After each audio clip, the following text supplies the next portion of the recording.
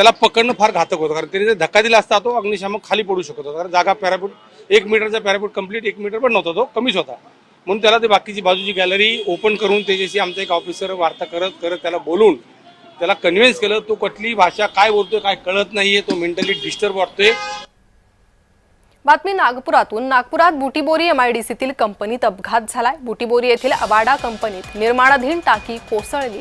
अपघातात तिघांचा दुर्दैवी मृत्यू झालाय. काही कामगार जखमी झाल्याचं कळतंय.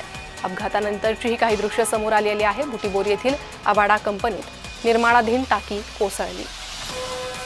अधिक माहिती या अपघातासंदर्भात घेऊयात. आमचे प्रतिनिधी तेजस मोहतुरे सध्या आपल्यासोबत जोडले गेले आहे.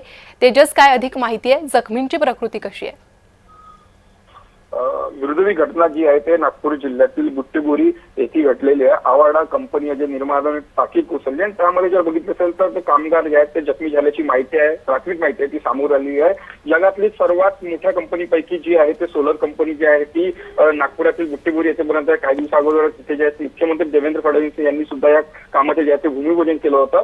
आणि आज जे आहे ते अचानक जे आहे ती टाकी कोसळली आणि त्यामध्ये जर बघितलं तर अनेक कामगार जे जखमी झाल्याची माहिती आहे. आतापर्यंत जे प्राथमिक माहिती आहे त्यामध्ये जर बघितलं असेल 3 लोकांचे जे आहेत मृत्यू झालेले आहेत. 7 ते 8 लोक जे आहेत त्या टाकीमध्ये जे आहे ते अडकल्याची चित्र आहे. त्यामुळे त्या ठिकाणी जे आहेत ते रेस्क्यू टीम तिथे दाखल झाली. याच्याबद्दल बघितलं असेल तर बुट्टीबोरी पोलीस कर्मचारी त्या ठिकाणी दाखल झाले. त्या सगळ्या काढण्याचे कार्य ते सुरू आहे.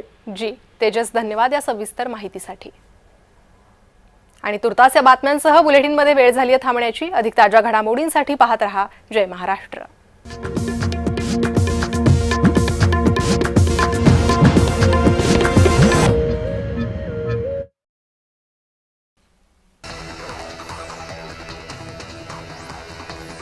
वर्ध्याच्या देवळी नगरपालिकेचा प्रचार शिगेला पोहोचलाय. महसूल मंत्री चंद्रशेखर बावनकुळे यांची सभा आणि भाजप नेत्या नवनीत राणा यांचा रोड शो होणार आहे.